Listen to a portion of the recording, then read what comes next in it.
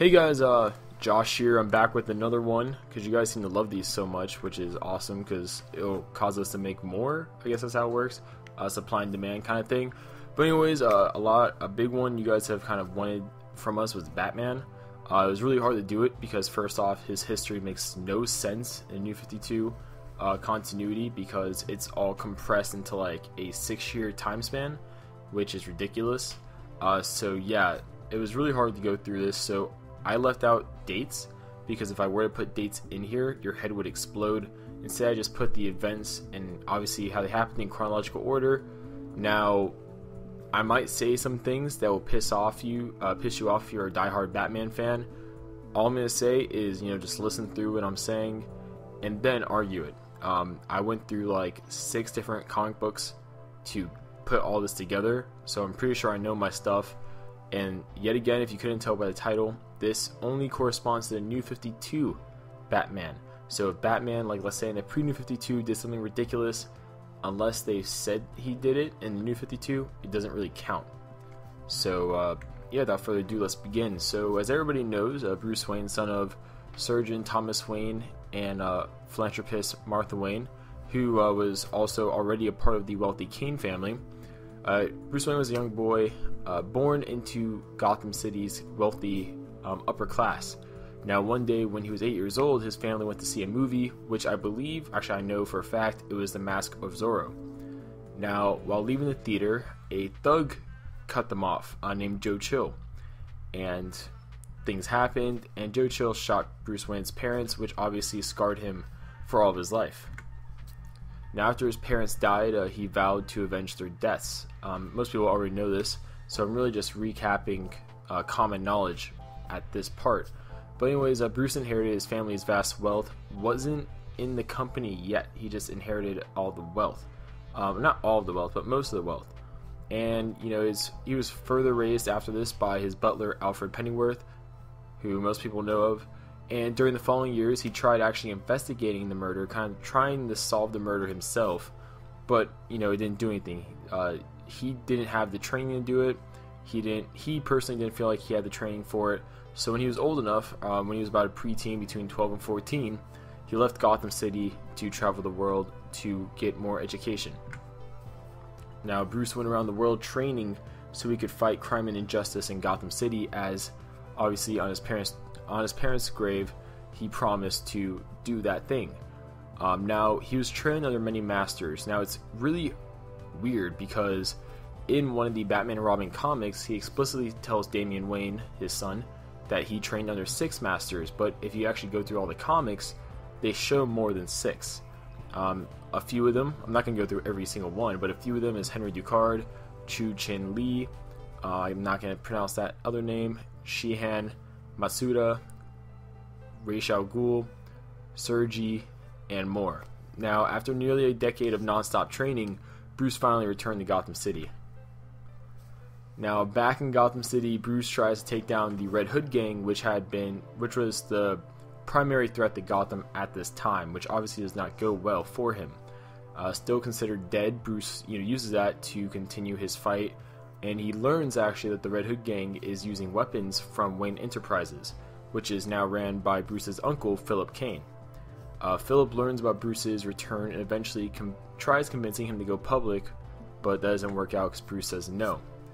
Now, Philip's advisor, who's Edward Nygma, plots to kill Bruce, but Philip doesn't want to go through with that. Bruce spends more weeks fighting the Red Hood gang with no success, and after a surprise party hosted by Philip reveals Bruce Wayne's being alive and back in Gotham, Bruce Wayne is attacked by the Red Hood gang personally, and at this moment Bruce has to rethink how to fight the Red Hood gang, since now he's not anonymous anymore.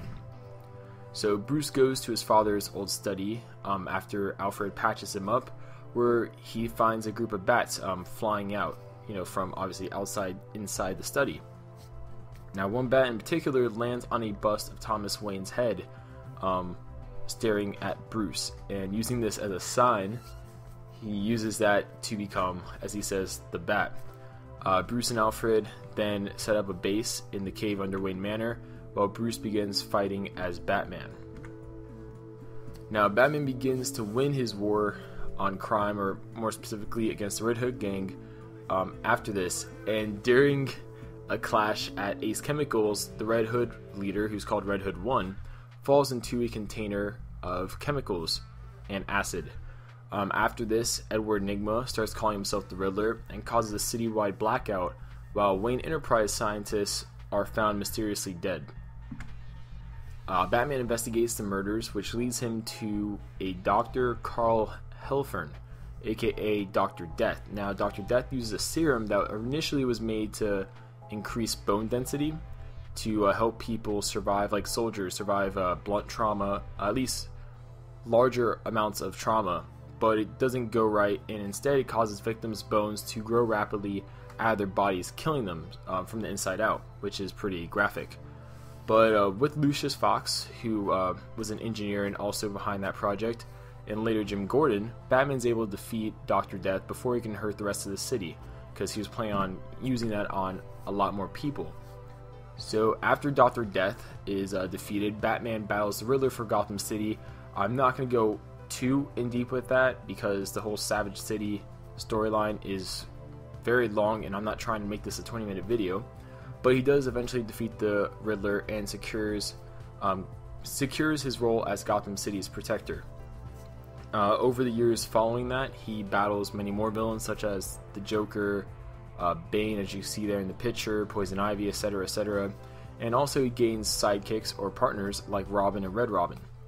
Batman also helps form the Justice League later on. I believe 5 years after Zero Year. Yeah, 5 years after 0 Year is when the Justice League stuff kind of occurs. Now his abilities, he has no superhuman abilities whatsoever. He is what's called in peak human condition. Now he is in peak human condition for someone of his size, weight, build, something like that. It's not like Captain America where he's like peak human for human, like any person possible kind of thing. It's just for, you know, someone of his size, weight, build. So if you're 6'3", Bruce Wayne is essentially like his stats are what would be considered peak human for, you know, someone who's 6'3", you know, things like that, to put it in perspective. Now he's a master martial artist, detective, driver, scientist, acrobat, engineer, tracker, escapologist, strategist, tactician. He's a master in stealth, intimidation, and a businessman, which is a lot of things. Now, he actually was trained in driving. That's not made up. I don't know why he was trained in like driving in particular, but he was. To give you a good concept of martial arts, in the New 52, a lot of people like to say he's a master of 120 martial arts or over that much. That's not true. He was just exposed to a ton of martial arts, and he kind of blends it into his own custom style of fighting. One time he fought for over 28 hours straight, and he just fought until he passed out, essentially. But he won. He got to a point where no one wanted to fight him anymore because they're all scared of getting beat, because he fights not to kill people, but to just beat them, essentially. So, yeah, everything else is kind of self-explanatory. One of the perks of doing a thing like this for Batman is that most people already know about Batman in depth, and skill-wise, he didn't really change that much from the pre-New 52. It's mostly just origin stuff and little things here and there. So that's really it for Batman. I'm going to take a break now. I am tired. I am Batman out for the day. And yeah, comment below what your guys' thoughts on Batman, I guess, and I'll see you guys later.